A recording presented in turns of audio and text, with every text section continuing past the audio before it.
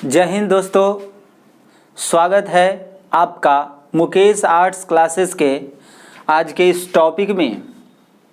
आज का जो टॉपिक है बेहद महत्वपूर्ण टॉपिक है, ख़ास तौर से मध्यकालीन भारतीय इतिहास को समझने के दृष्टिकोण से।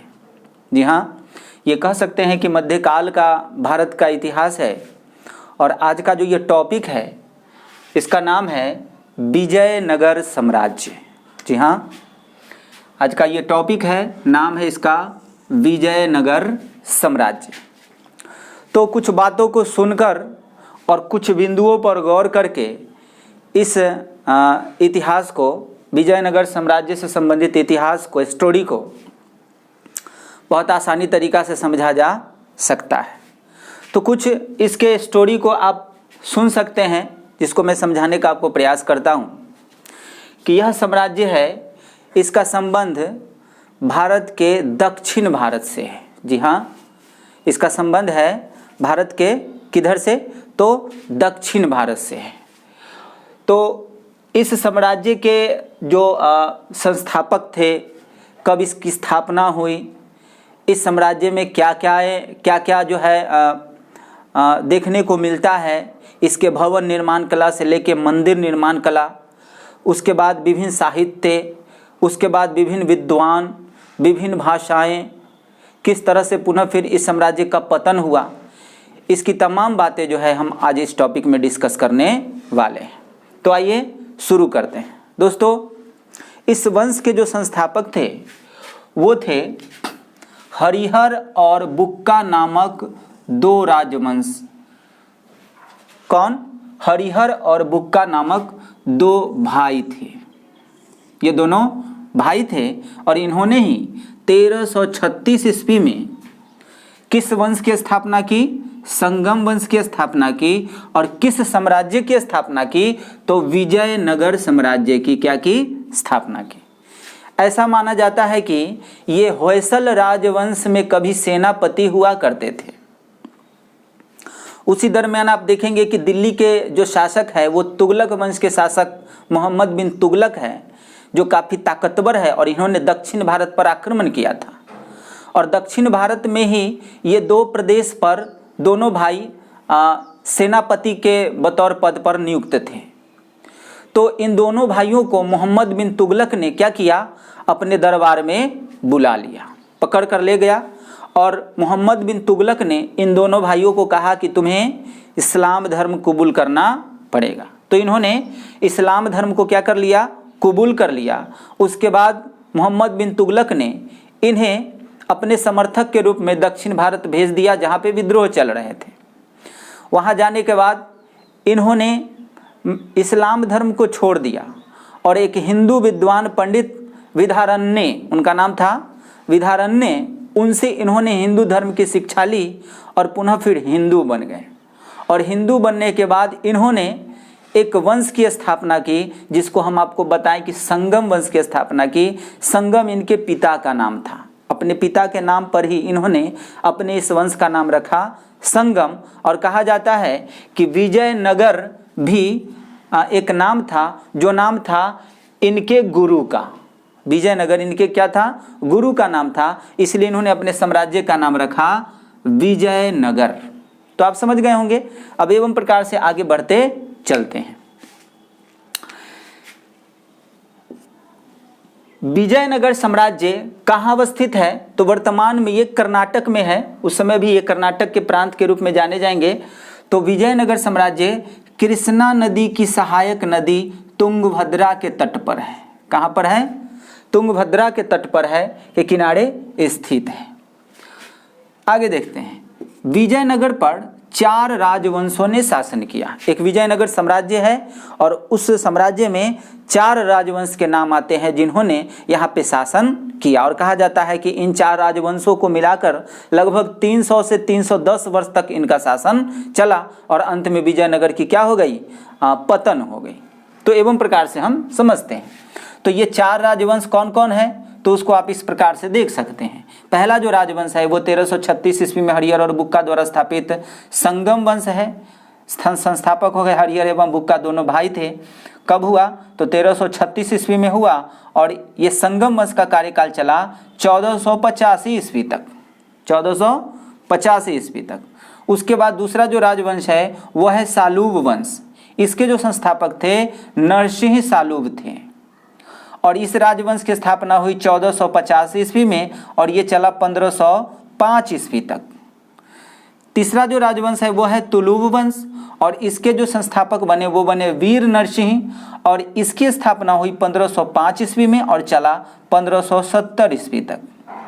और चौथा जो राजवंश है जिसकी खोज बहुत बाद में हुई, अब तक कुछ वर्ष पहले तक यही माना जाता था कि विजयनगर साम्राज्य में केवल 3 राजवंशों ने ही शासन किया, लेकिन चौथे राजवंश की कहानी और उससे जुड़े अवशेष को क्या किए गए, खोज लिए गए। इस तरह से विजयनगर में अब बताया जाता है कि 4 राजवंशों ने शासन किया। तो चौथा जो राजवंश है वो कौन है? तो आरवीडू वंश है। चौथा जो राजवंश है वो आरवीडू वंश है जिसके संस्थापक माना गया तिरुमल को और इसकी स्थापना हुई 1570 ईस्वी में और चला 1650 ईस्वी तक। तो ये 4 राजवंशों की शॉर्ट में ये कहानी आप जान गए। अब आगे देखते हैं विजयनगर संबंधी से कुछ टू द पॉइंटेड बातें। आगे क्या है? देवराय प्रथम।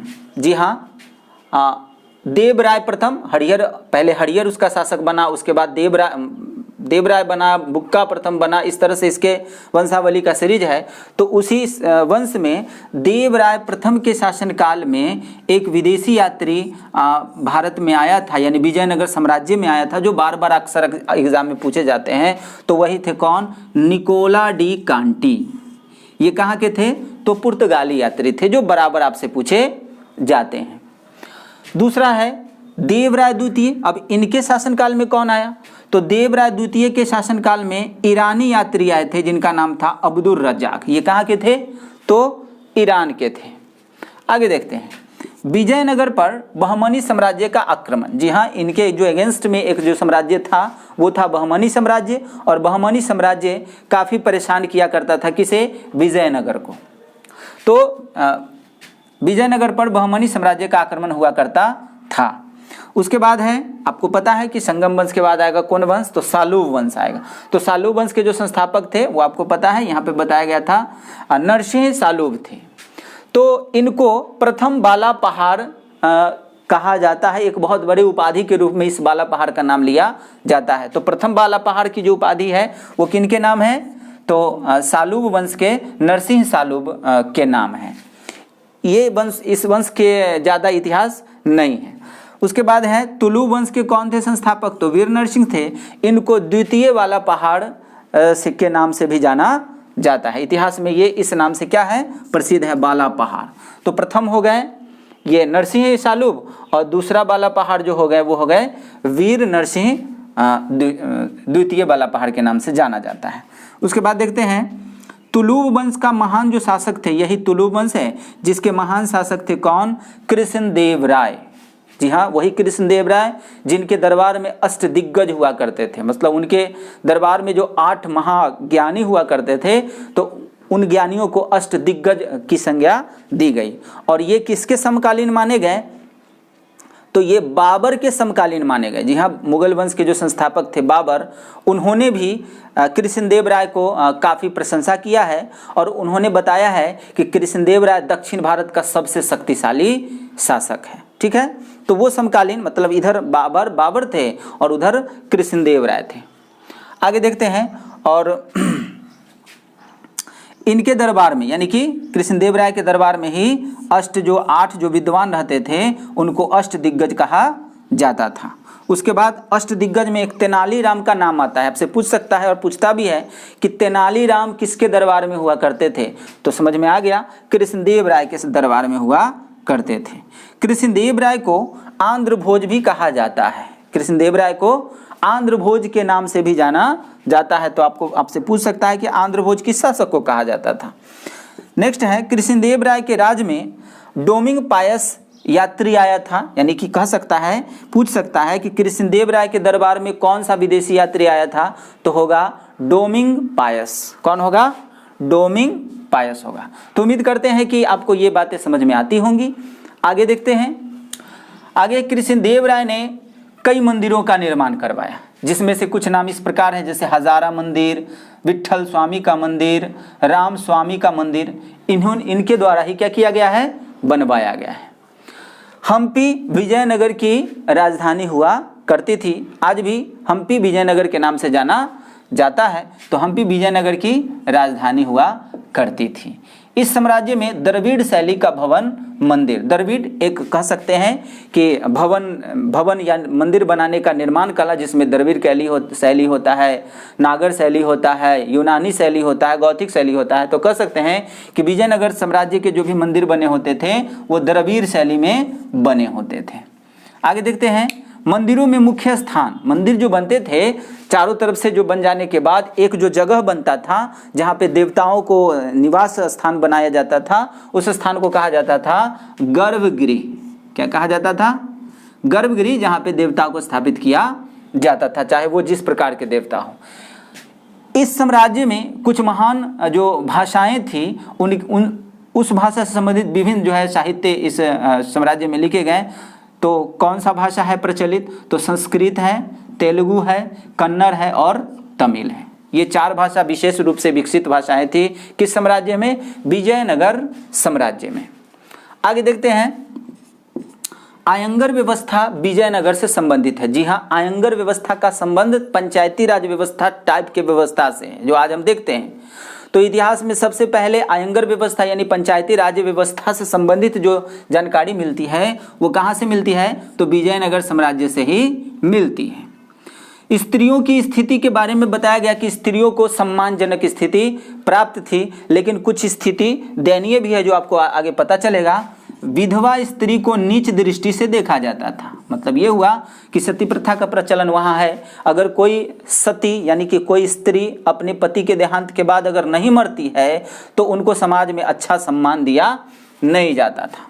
सती प्रथा का प्रचलन है। सती प्रथा आप समझते होंगे, एक प्राचीन समय में प्राचीन भारत में सती प्रथा स्त्रियों का एक क्रूर प्रथा था, जिसमें क्या होता था कि किसी भी प्रकार से अगर किसी भी स्त्री के पुरुष मर जाते थे तो उस स्त्री को उनके पति के चिता पर क्या करना पड़ता था, जल जाना, या नहीं तो जबरदस्ती उनको जला दिया जाता था। तो इस तरह की प्रथाएं भी इस साम्राज्य में देखने को मिला है। कृषि काफ़ी विकसित अवस्था में थी। कृषि जो थी विजयनगर साम्राज्य में काफ़ी विकसित अवस्था में थी। और अब देखते हैं कि इसका पतन कैसे हुआ। तो इनके अड़ोस पड़ोस में जिसमें आपको बताया कि बहमनियों का आक्रमण होते रहता था। उसके बाद ये बताया कि उड़ीसा और बीजापुर के शासकों में, जिसमें आदिल शाह प्रमुख हैं, उनके नेतृत्व में विजयनगर पर क्या हुआ, हमला हुआ। यहाँ पे थोड़ा सा बात ये भी समझने की ज़रूरत है कि जब कृष्णदेव राय की मौत हो गई तो विजयनगर में कोई योग्य शासक नहीं हुआ। उसके बाद जो भी शासक हुए वो अयोग्य थे, और अयोग्य शासन व्यवस्था में विजयनगर में गृह युद्ध की स्थिति क्या हो गई, शुरू हो गई। गृह युद्ध वह उस स्थिति को कहते हैं जिस स्थिति में सरकार की कमजोरी का क्या होता है, पता चल जाता है। तो इसी मौके का फायदा उठाकर उसके पड़ोसी दुश्मनों ने विजयनगर पर क्या कर दिया, आक्रमण कर दिया, जिसमें प्रमुख शासक उड़ीसा के आदिल शाह को माना गया, जिसके द्वारा विजयनगर साम्राज्य को लूटा गया, हम्पी को लूटा गया और विजयनगर पूरे में क्या लगा दिया गया, आग लगा दिया गया। तो वही है अहमद आदिल शाह ने विजयनगर के रायचूर और अन्य कई प्रांतों को जीता और विजयनगर में क्या लगा दिया, आग लगा दिया। और इस तरह से उसके जो अंतिम शासक थे राम राय, जिसकी मृत्यु हो गई, और उसके बाद विजयनगर पूरी तरह से क्या हो गया, नष्ट हो गया। तो आज भी विजयनगर से संबंधित विभिन्न भवन, मूर्तिकला और मंदिर, इसमें आपको बताया गया है कि मदुरै मंदिरों का शहर। उसके बाद आपको बताया गया कि गोपुरम का जो है गोपुरम स्थापित किया था कृष्णदेव राय ने, जिसका अर्थ होता है मंदिरों का शहर। तो हम कह सकते हैं कि विजयनगर साम्राज्य अपने समय में एक बहुत ही ऐतिहासिक साम्राज्य था, जिसके साक्ष्य आज भी हम आप देख सकते हैं। कहाँ, तो कर्नाटक राज्य में जाकर। और इसके कहानी से संबंधित किसी तरह की आपको अगर परेशानी हुई होगी तो कमेंट्स बॉक्स में इसको आप लिखने का क्या करें, कृपा करें। तो उम्मीद करते हैं कि यह वीडियो आपको अच्छा लगा होगा तो कमेंट्स करें, लाइक करें, सब्सक्राइब करें। और 11th 12th arts class, arts में अगर आपको बेहतर रिजल्ट चाहिए, बेहतर तैयारी करना चाहते हैं तो आ जाइए हमारी क्लास में। हमारी क्लास का नाम है मुकेश आर्ट्स क्लासेस। इसके लिए आपको मुजफ्फरपुर के कच्ची पक्की के इंदिरा कॉलोनी में आना होगा। धन्यवाद।